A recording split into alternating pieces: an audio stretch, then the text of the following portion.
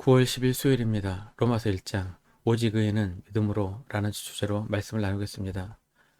먼저 기도로 시작하십시오. 성경을 열의 삼일께 바랍니다. 꾸준한 용성을 여는 당신의 생각 변화시킵니다. 첫 번째, 복음의 사람 1절입니다. 예수 그리스도의 종 바울은 사도로 부르심을 받아 하나님의 복음을 위하여 택정함을 입었으니 바울은 로마 교회에 자신을 소개하며 세 가지 정체성을 밝힙니다. 예수 그리스도의 종, 부르심을 받은 사도, 복음을 위해 택정함을 받은 자. 바울에게는 세상적으로 내세울 것이 많았습니다. 로마 교회 편지를 쓰면서 나도 여러분과 같은 로마 시민입니다 라고 말하며 친근감을 표시할 수도 있었습니다. 하지만 바울은 그 모든 것을 뒤로하고 오직 예수님의 종이라고 말합니다. 여기서 종은 주인의 소유물과 같은 노예를 의미합니다. 바울은 자신의 의지와 계획이 아닌 오직 주님의 뜻을 따라 복음을 전하는 인생을 살았습니다. 그래서 예수 그리스도의 종이라는 표현이야말로 바울 자신을 가장 정확하게 설명하는 말이었습니다. 또한 그는 자신이 사도로 부름받았다고 말합니다. 사도는 보냄을 받은 자라는 뜻으로 왕의 권위를 위임받은 대사와 같습니다. 오늘 우리는 세상 속에서 나 자신을 어떻게 소개하며 살아가고 있습니까? 직업과 학벌이나 부를 자랑합니까? 아니면 바울처럼 하나님과의 관계 안에서 나의 정체성을 발견하고 있습니까? 나는 하나님의 사랑을 전하기 위해 택함을 받은 자녀입니다. 이렇게 고백하며 살아가는 저와 여러분이 되기를 축복합니다. 바울이 전하는 복음은 갑자기 나타난 새로운 이야기가 아니었습니다. 2절 말씀처럼 하나님이 선지자들을 통하여 그의 아들에 관하여 성경에 미리 약속하신 것이었습니다. 그 복음의 핵심의 내용은 누구입니까? 3절 4절입니다. 그의 아들에 관하여 말하면 육신으로는 다윗의 혈통에서 나셨고 성결의 영으로는 죽은 자들 가운데서 부활하사 능력으로 하나님의 아들로 선포되셨으니 곧 우리 주 예수 그리스도시니라. 예수님은 이 땅에 오신 완전한 사람이시며 동시에 죽음을 이기시고 부활하신 하나님의 아들, 즉 완전한 하나님이십니다. 이것이 복음의 심장입니다. 이 복음을 믿는 자들에게 어떤 일이 일어납니까? 5절입니다. 믿어 순종하게 된다고 말합니다. 믿음과 순종은 동전의 양면과 같습니다. 참된 믿음은 반드시 순종의 열매를 맺습니다. 바울은 한 번도 본 적 없는 로마 성도들을 방문하여 함께 영적인 교제를 나누기를 간절히 원했습니다. 11절 12절입니다. 내가 너희 보기를 간절히 원하는 것은 어떤 신령한 은사를 너희에게 나누어 주어 너희를 건교하게 하려 함이니 이는 곧 내가 너희 가운데서 너희와 나의 믿음으로 말미암아 피차 아니함을 얻으려 함이라. 사도 바울은 자신이 일방적으로 무언가를 주기만 하는 사람이라고 생각하지 않았습니다. 오히려 로마 성도들과의 만남을 통해 자신도 위로와 격려를 받기를 기대했습니다. 이것이 믿음 안에서 참된 교제입니다.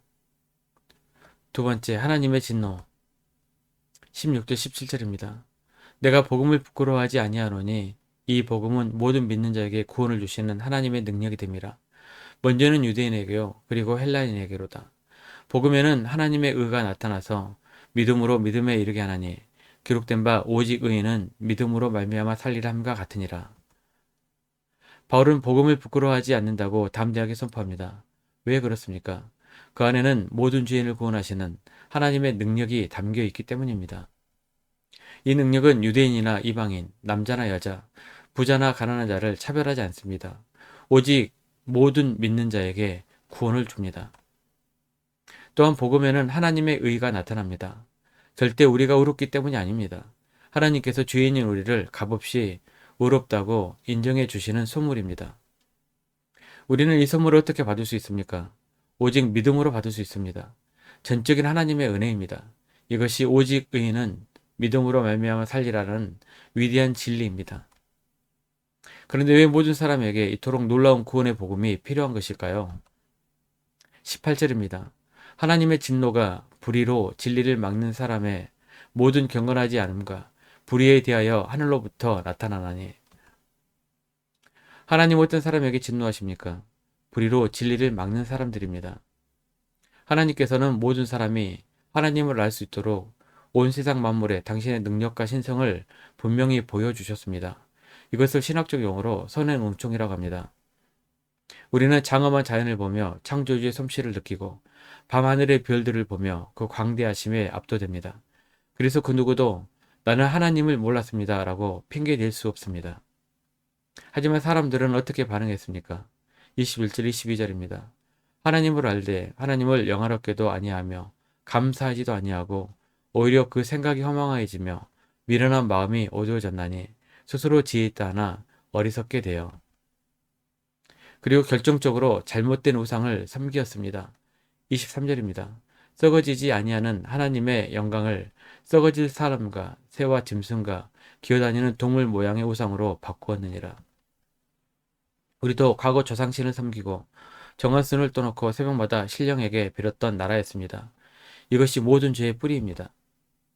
창조자 하나님이 계셔야 할 마음의 왕자에 썩어 없어질 피조물을 올려놓는 것. 이것이 바로 우상숭배입니다. 하나님을 버리고 우상을 택한 인류에게 임한 하나님의 진노는 어떤 모습이었을까요? 놀랍게도 성경은 하나님이 그들을 내버려 두셨다고 3번이나 반복해서 말씀합니다. 더 무서운 것은 32절입니다. 그들이 이 같은 일을 행하는 자는 사형에 해당한다고 하나님께서 정하심을 알고도 자기들만 행할 뿐만 아니라 또한 그런 일을 행하는 자들을 옳다 하느니라.